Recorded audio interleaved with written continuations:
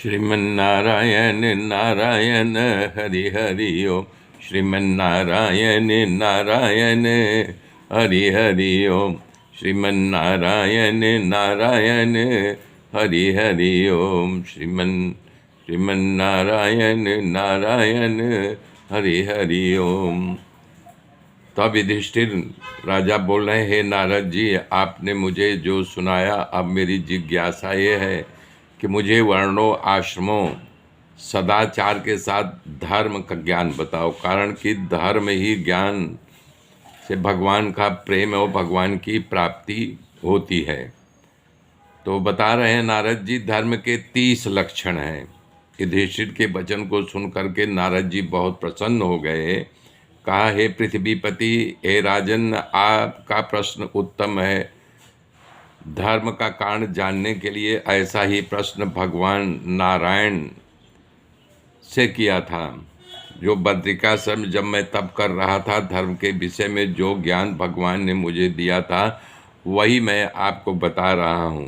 धर्म के 30 लक्षण को बताते हुए नारद जी कह रहे हैं, सत्य, सत्य बोलना, सत्य का पालन करना।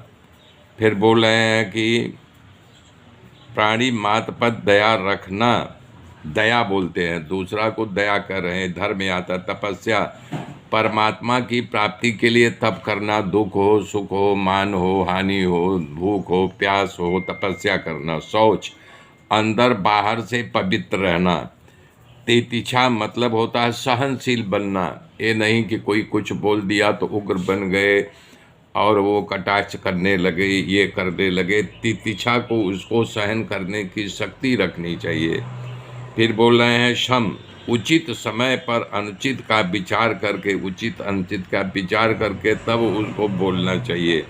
दम, इंद्रियों का संयम करना चाहिए। इंद्रियों को अपने बस में रखने को दम कहते हैं। अहिंसा, मन, क्रम, वचन से किसी को ऐसा बात न बोल दे कि मन दुखे, तो उसको बोलते हैं अहिंसा। ब्रह्मचर्य, अपने मन पर पूरा काबू रखना।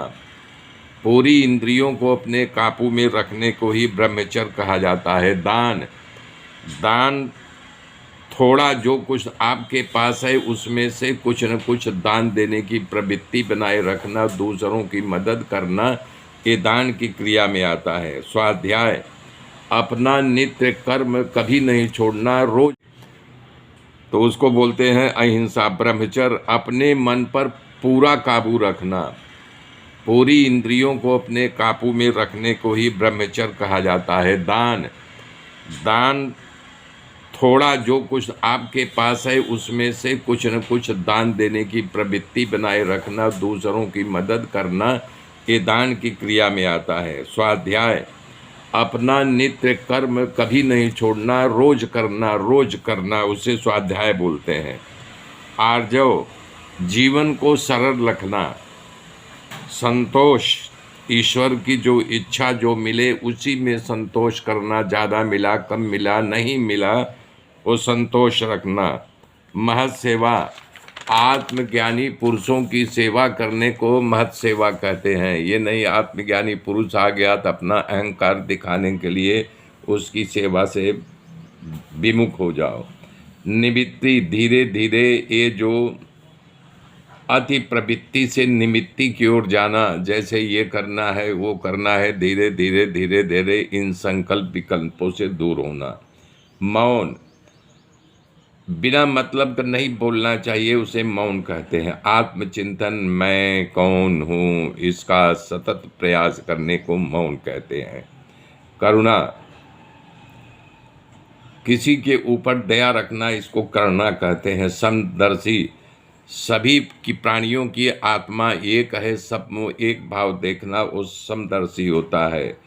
इष्ट चिंतन, यम, श्रवण, कीर्तन, स्मरण, पाद सेवन, अर्चन, बंधन, दास भाव, सख्य भाव, आत्मनिवेदन, ये 30 लक्षण जो है नारद जी ने बताया है कि धर्म के रास्ते पर चलने के लिए 30 लक्षणों का हमेशा प्रयोग करना चाहिए।